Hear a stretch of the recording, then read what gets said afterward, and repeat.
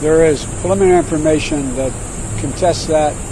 I don't want to say that till we completely investigate, but it is.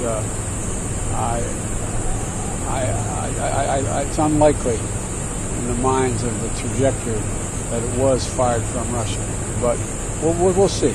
We'll see.